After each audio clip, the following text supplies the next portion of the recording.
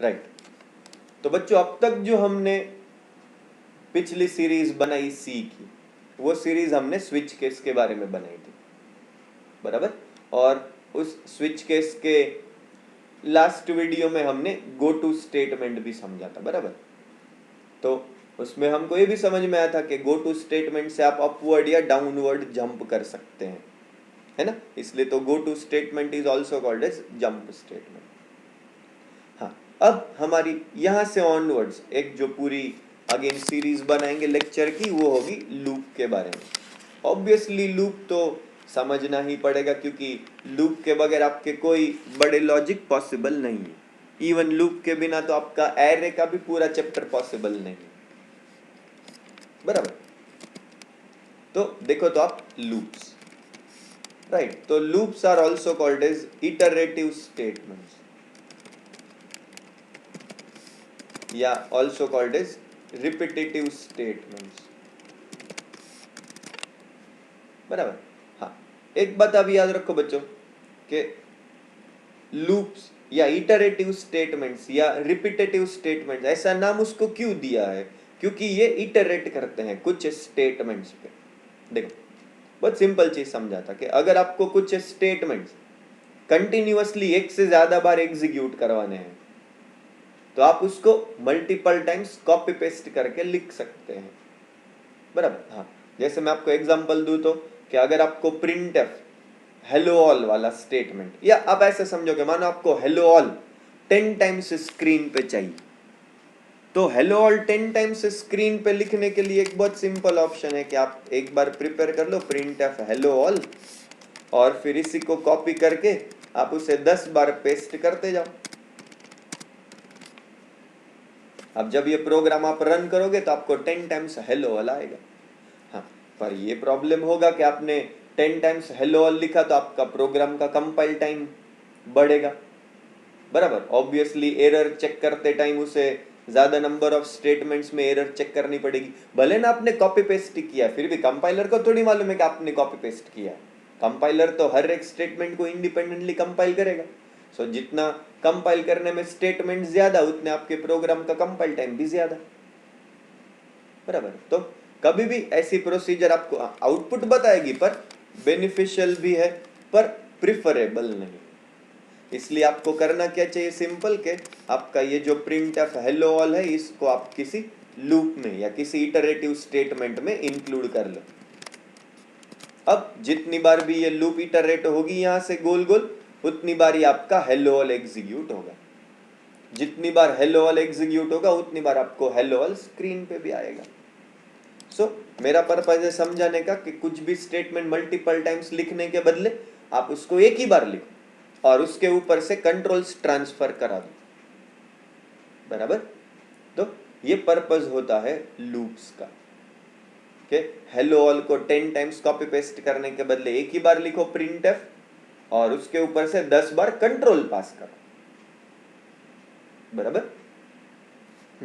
अब देखो तो हमारे इस पूरे सीरीज में कुछ हम बेसिक टास्क्स पे ध्यान देंगे, या ऐसा बोलोगे हम कुछ टास्क्स कंप्लीट करेंगे, या हमारे मेन पॉइंट्स क्या रहेंगे इन वीडियोस के लिए। तो सबसे पहले मैं आपको सभी लूप का इंट्रोडक्शन और सभी लूप के जनरल सिंटेक्स और सभी लूप में डिफरेंस बताऊंगा कि कौन सा लूप कब प्रिफर करना है और कौन से लूप में क्या बेनिफिट। फिर हमारा सेकंड टास्क होगा, वो होगा आपके हर चीज के सिंपल एग्जाम्पल प्रोग्राम्स, मतलब कुछ सिंपल एग्जाम्पल प्रोग्राम्स आपके फॉर लूप के, वाइल लूप के, डू वाइल लूप के, बराबर। तो पहले हम सिंपल प्रोग्राम्स समझेंगे, जिससे आपको तीनों लूप का अपना अपना एप्लीकेशन या अपना अपना पॉइंट्स क्लियर हो जाएगा। फिर उसके बाद आपके पास कुछ कीवर्ड्स हैं, जैसे कि एक बहुत फेमस कीवर्ड है ब्रेक और एक बहुत फेमस कीवर्ड है कंटिन्यू। हम इनका डिस्कशन करेंगे और उनके भी एग्जाम्पल प्रोग्राम्स करेंगे, बराबर। उसके बाद हमारा फोर्थ टास्क होगा कुछ कॉम्प्लेक्स एग्जाम्पल प्रोग्राम्स, जो आपको लूप के रिस्पेक्टिवली पता होने चाहिए। और लास्ट में फिफ्थ में एक बहुत फेमस चीज, वो होंगे नेस्टेड लूप के एग्जाम्पल प्रोग्राम्स। बराबर, तो हम इन पूरी लूप की सीरीज में ये 5 चीजों पे मेन ध्यान देंगे। हम बहुत सारे एग्जाम्पल करेंगे, मैं आपको हर एक एग्जाम्पल एवरेज में यही ट्राई करूंगा बच्चों कि एक वीडियो में मैं आपको कुछ 3 से 4 एग्जाम्पल प्रोग्राम टाइप करके रन करके एक्सप्लेन करके बता सकूं। बराबर, कम एवरेज हम 3-4 प्रोग्राम्स तो करेंगे। बराबर, तो ये होंगे आपके मेन टास्क इस पूरे लूप की सीरीज में। बराबर, हाँ, तो अभी ये भी हमारे लिए कि in C there are 3 loops, right, 3 loops. Actually तो ऐसा है कि भाई सी में 3 लूप ऐसा नहीं, पर ऐसा भी कहो कि सी प्लस प्लस में भी वही 3 लूप्स है, जावा में भी वही 3 लूप्स है। बराबर, हाँ, तो जो है एक आपके पास फॉर लूप, फिर दूसरा है बहुत फेमस व्हाइल लूप, और थर्ड है डू व्हाइल लूप। बराबर, तो बच्चों सभी लूप के हम एग्जाम्पल प्रोग्राम्स भी करेंगे, राइट। तो फिलहाल फॉर लूप, हाँ, अभी मेरा बताने का पॉइंट है कि कौन सा लूप कब प्रिफर करना है। बराबर, नो डाउट हम तीनों लूप के बहुत सारे एग्जाम्पल और उन सब का एक्सप्लेनेशन, जनरल सिंटेक्स का एक्सप्लेनेशन सब करेंगे, कुछ कंपैरिजन करेंगे उनके बीच में।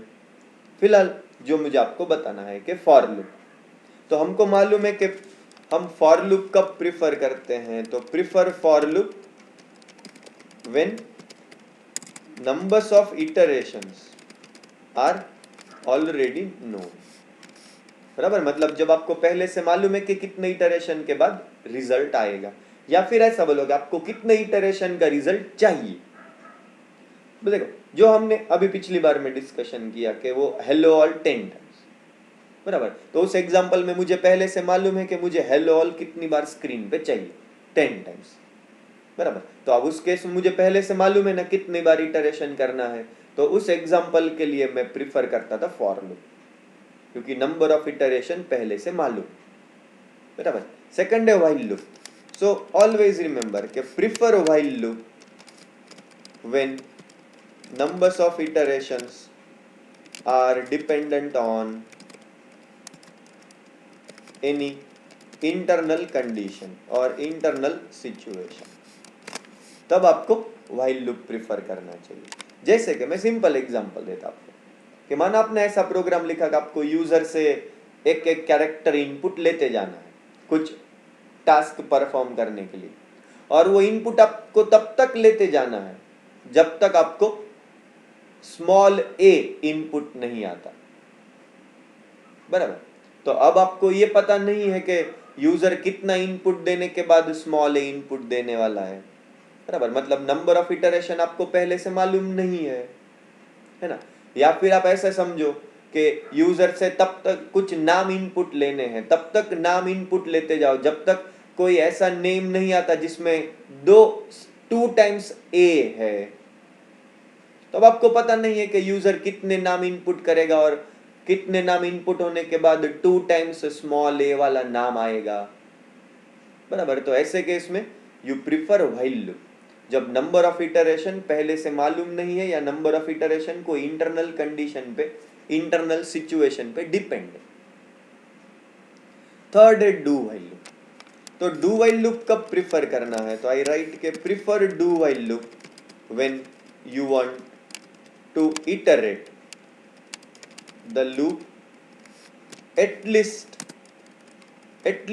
once, जिसको हम बहुत बार यूजर ड्रिवन एग्जाम्पल या यूजर ड्रिवन प्रोग्राम भी कहते हैं या यूजर ड्रिवन सिचुएशन भी कहते हैं। मैं आपको सिंपल एग्जाम्पल देता हूं इस यूजर ड्रिवन प्रोग्राम का, जो हमने ऑलरेडी एक स्विच केस के एग्जाम्पल में समझा था कि कुछ डू व्हाइल, और इस डू व्हाइल में स्विच केस था और उसके एंड पे हमने यूजर से पूछा था कि do you want to repeat, है ना। फिर उसको ऑप्शन में दिया था y/n, याद है।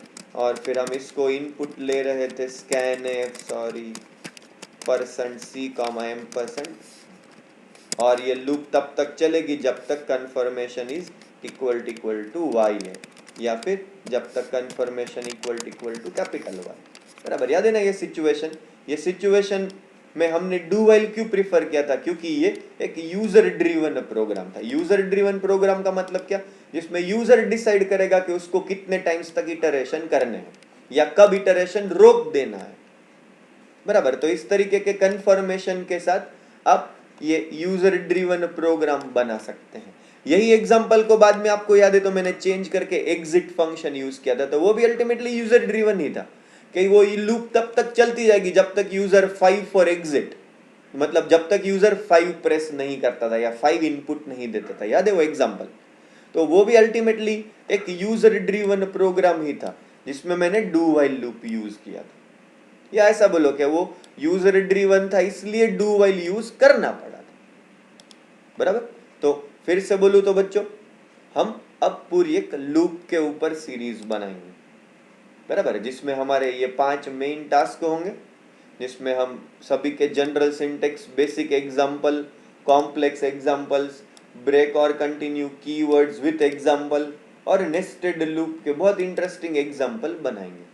अगर आपने सुना है तो वो पिरामिड बनाने का प्रोग्राम, ट्रायंगल बनाने का प्रोग्राम, वो पैटर्न स्टार वाले, हैश वाले, बराबर, वो सब हम इसी में बनाएंगे नेस्टेड लूप के एग्जांपल्स में, है ना।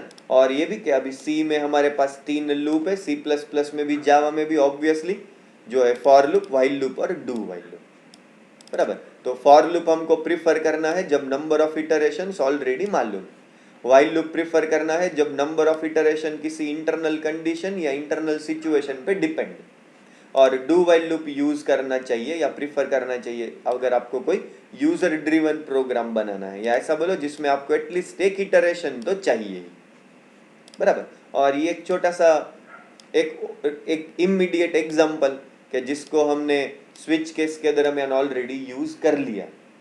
बराबर, ये तब तक आपकी डू व्हाइल लूप इटरेट होती रहेगी जब तक आपके लिए यूजर n इनपुट नहीं देता, या ऐसा बोलो कि जब तक y इनपुट आता रहेगा तब तक ये डू व्हाइल लूप चलती रहेगी।